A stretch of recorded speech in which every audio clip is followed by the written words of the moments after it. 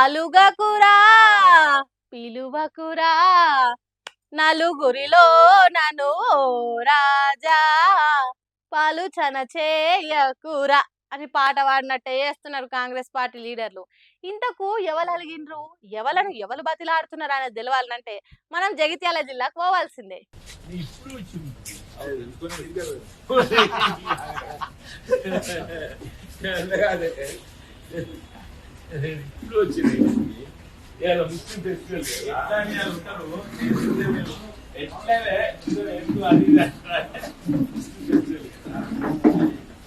ఏందే జీవన్ రెడ్డి అన్న వేరే పార్టీ దిక్కు పోతా అంటున్నావట?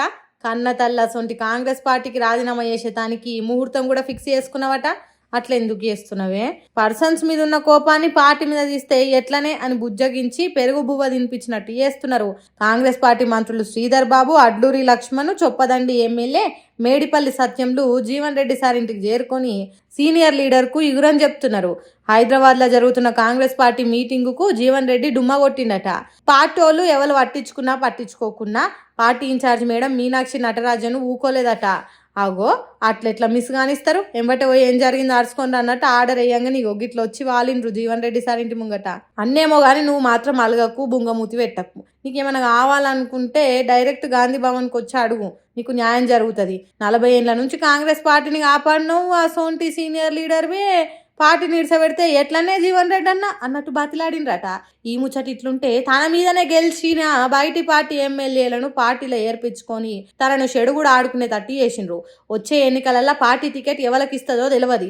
ఇటు పార్టీల పతారా లేక సర్కార్లో జరగాల్సిన పనులు జరగక సతమతమై పార్టీ మారే నిర్ణయానికి వచ్చిండ్రట జీవన్ రెడ్డి. హాగో అది తెలిసే వరకు అబ్బో కొంపలు అంటుకునే తట్టున్నాయి. ఎన్నో ఏళ్ల నుంచి కాంగ్రెస్ పార్టీని అంటు పెట్టుకొని ఉంటున్న లీడర్ను ఓగొట్టుకుంటే ఆగమైతామన్నట్టు మాట్లాడుతున్నారట. అయితే జీవన్ రెడ్డి మాత్రం అప్పటి కాంగ్రెస్ పార్టీకి ఇప్పటి పార్టీకి చాలా ఫరక్ ఉన్నది.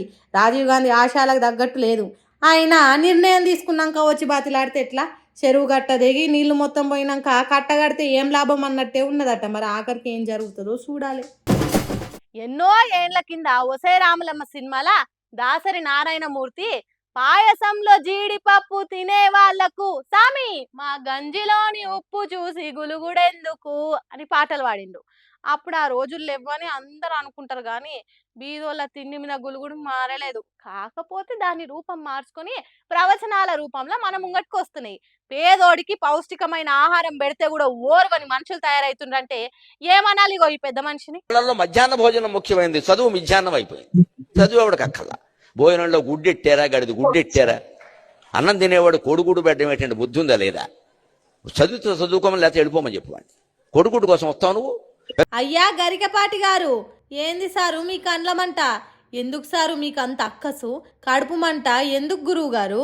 బడి పిల్లలకు గుడ్డు పెడితే మీ గుండెల్లో కలిగే ఆందోళన ఏంటి సారు? చదువుకునే పిల్లలకు మధ్యాహ్నం తిండి పెడితే చదువుకోరా? ఇదెక్కడ లాజిక్ సామి? గుడ్డు తింటే చదువు రాదా, లేకుంటే సర్కారే తిండితో పాటు గుడ్డు పెడితే చదువు రాదా?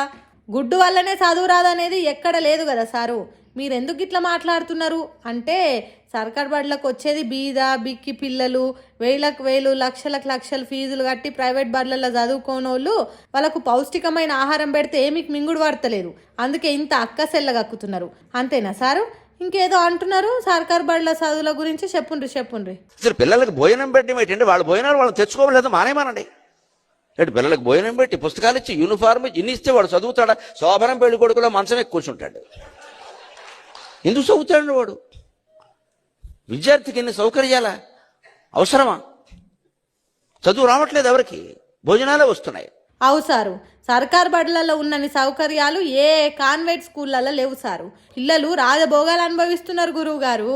మీకేసినట్టు మెత్తటి సోఫా కుర్చీ వేస్తున్నారు బళ్ళల్లో. A1 బాత్రూమ్లు ఉన్నాయి, డిజిటల్ బోర్డులు ఉన్నాయి. కాలు పెడితే మట్టి అంటకుంటుంటుంది సారు. పెద్ద మనిషి వై బతికిపోయినావు కానీ బుద్ధి లేని మాటలేని సారు. పిల్లలు శోభనం కొడుకు తీరుగా కాలు మీద కాలు వేసుకొని కూర్చుంటాండా? భోజనం లేకుంటే బడికి రావద్దా? గుడ్డు లేకుంటే చదువు అక్కర్లేదా? ఏం హిత బోధ చేస్తున్నావు సారు? నిజంగా నీ ప్రవచనాలు ఇంత గొప్ప ఉంటాయి అనుకోలేదు సారు. ఆ వండి పెట్టే వాళ్ళకి డబ్బులు ఉండవు. ఎక్కడి నుంచి ఇస్తారు? ఎంతమందికి ఇస్తారమ్మా? ధార పోస్తారు ప్రభుత్వం వాళ్ళు. ఎక్కడి నుంచి ఉన్నాయి డబ్బులు? ఇక్కడ నీ డబ్బులు పెట్టి నువ్వు చదువుకో, నీ అన్నం నువ్వు తిను, నీ బట్టలు నువ్వు కట్టుకో, నీకు ఇష్టమైతే చదువు. అర్థమైంది సారు, పూర్తిగా అర్థమైంది.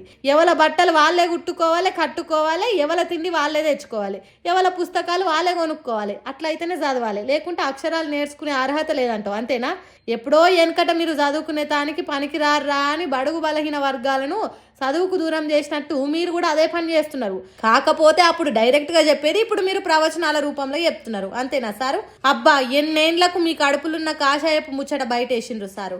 మీరే తెలివి కల్లోళ్ళు అయితే మీరు చెప్పే ప్రవచనాలకు ఇలువే ఉంటే, మీకు లోతుగా ఆలోచన చేసే జ్ఞానమే ఉంటే, తిండి పెడితే తింటున్న పిల్లలను కాదు గురువు గారు మీరు అనేది. దేశానికి స్వాతంత్రం వచ్చి 75 ఏండ్లు దాటిన సర్కారు పెట్టే తిండి కోసం, సర్కారు ఇచ్చే బట్టల కోసం, గుడ్డు కోసం, పుస్తకాల కోసం ఎదురు చూసే జనాన్ని తయారు చేసిన పాలకులను ప్రశ్నించుండ్రి సారు. ఆ దమ్ము మీకు ఎక్కడిది? లేదు.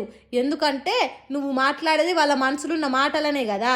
తొందరపడి ఓ కోయిల ముందే కూసింది అన్నట్టు పేద జనాలకు మేలు చేసే పథకాలను ఎప్పుడు ఎత్తేయాలని చూసేటోళ్ళ ఆలోచనలను మీరు ముందే కూసి బొక్కబోర్ల పడుతున్నారు. పాయసంలో జీడిపప్పు తినేటోళ్ళు మా పగటిపూట బువ్వలేసే కోడిగుడ్డును చూసి గులిగితే ఎట్లా సారు? ఇప్పటికైనా క్షమించుండ్రని 2 తెలుగు రాష్ట్రాల సర్కారు బడి పిల్లలను అడుగుండ్రి అని అంటుర్రు. పేద నోటికాడి బుక్కని ఎత్తగొడదామని చూసే గరికపాటి గారి మాటలిన్న 2 తెలుగు రాష్ట్రాల పబ్లిక్.